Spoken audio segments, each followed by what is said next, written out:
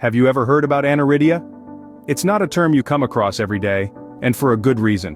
Aniridia is a rare, fascinating medical condition that, while not widely known, affects the lives of many around the globe.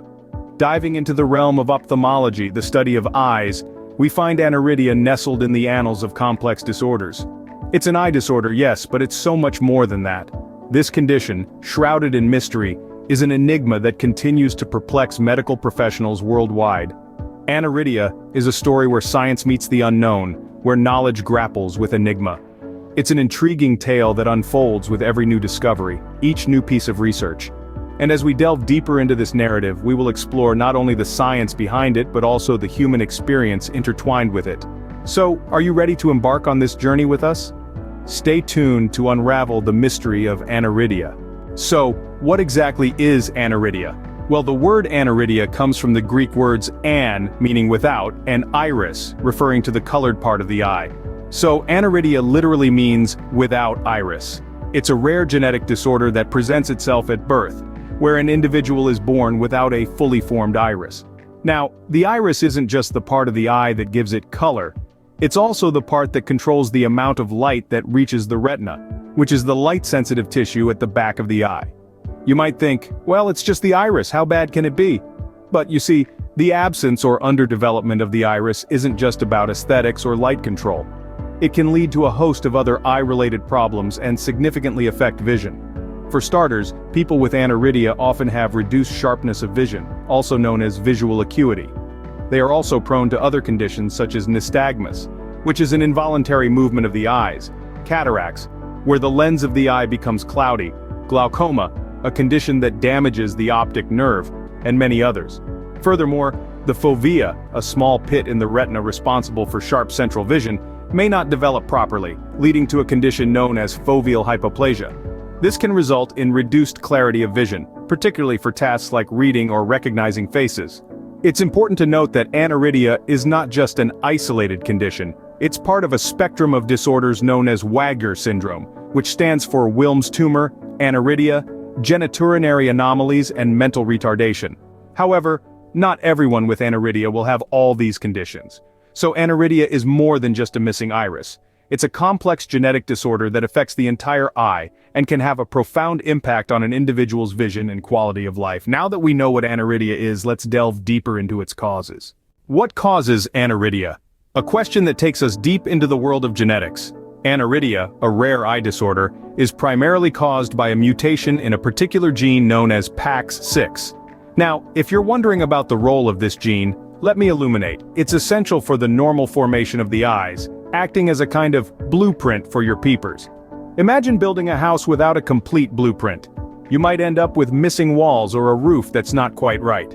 Similarly, a mutation in the PAX6 gene can result in incomplete formation of the iris, leading to aniridia. This gene is like the master architect of our eyes, and when it goes rogue, our eyes bear the brunt of its rebellion. This mutation is usually inherited, passed down from one generation to the next. When a parent has a mutated PAX6 gene, there's a 50% chance they'll pass it to their offspring. So if you've got a family history of aniridia, it could be due to this genetic game of chance. However, not all cases of aniridia are inherited. In some instances, the mutation can occur spontaneously, with no previous family history. Scientists call these de novo mutations, a fancy term that essentially means new. So, while aniridia often runs in families, it can also pop up unexpectedly, like a surprise guest at a party. And keep in mind, this gene doesn't work in isolation. It's part of a complex network, interacting with other genes and environmental factors. Therefore, while a mutation in the PAX6 gene is the primary cause, other genetic or environmental factors could potentially influence the development of aniridia. So, there you have it. Aniridia is largely a tale of genetics gone awry, with the PAX6 gene playing the starring role. But like any good mystery, it's filled with complexities and nuances that scientists are still trying to unravel. Understanding the cause is just half the story. Let's move on to the symptoms. What are the symptoms of aniridia? Aniridia, a rare genetic disorder affecting the eyes, manifests itself through a range of symptoms that can vary in severity from person to person. Primarily, aniridia affects the iris, the colored part of the eye, leading to its partial or even complete absence. This absence is the most obvious symptom, and gives the condition its name, Aniridia, meaning without iris. However, the absence or reduction of the iris is just the tip of the iceberg. There are other symptoms that can significantly impact the quality of life for those living with aniridia. One common symptom is reduced visual acuity.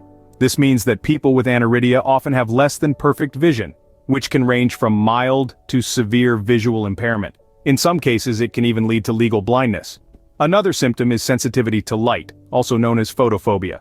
This can make it uncomfortable or painful for those with aniridia to be in brightly lit environments or to go outside on a sunny day without wearing sunglasses. Then there's nystagmus, a condition that causes involuntary rapid and repetitive movement of the eyes. It's often described as dancing eyes. Nystagmus can make it challenging for those with aniridia to focus on objects or maintain eye contact, and it can also lead to problems with balance and coordination.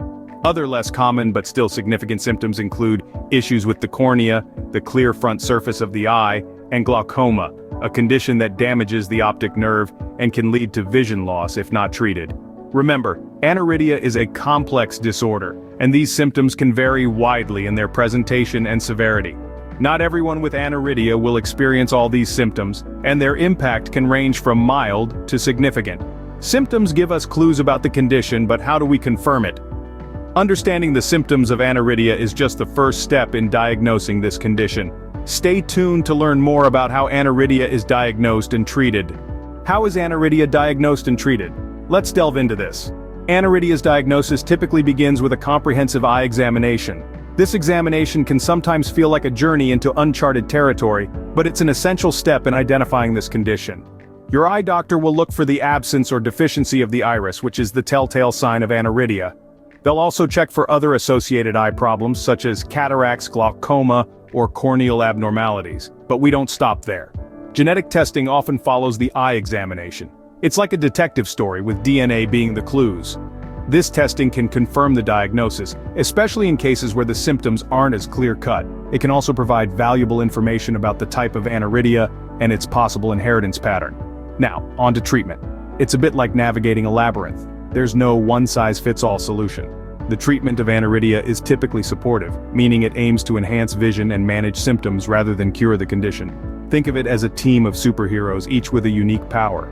For instance, contact lenses or glasses can correct refractive errors, acting like the sharpshooter of the team. Then we have surgeries such as cataract removal or corneal transplantation. They are the heavy lifters, stepping in when the problems are more severe. Drugs can also play a role in managing glaucoma, acting as the stealthy infiltrator, keeping the enemy, in this case, high eye pressure, in check. And let's not forget our ever-faithful sidekick, regular follow-ups with your eye doctor, to monitor the condition and adjust the treatment plan as necessary. There's also vision rehabilitation services, the coach of the team, helping individuals adapt to vision loss and maintain their independence and quality of life. Although there's no cure for aniridia, proper management can significantly improve the quality of life. Remember, it's not about the destination but the journey. And with the right guidance and support, people with aniridia can navigate this journey and lead fulfilling lives. What is life like with aniridia? Imagine facing each day with a unique perspective, where the world is a little dimmer, a bit blurred, but still rich with life's colors. This is the reality for those living with aniridia. But don't be fooled. This condition doesn't define them, it merely adds another layer to their resilience. Living with aniridia may present challenges, but it also brings triumphs.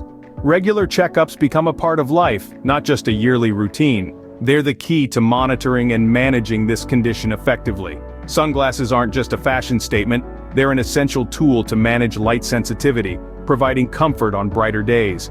And let's not forget the assistive devices, helping to bring the world into sharper focus, making everyday tasks a little easier.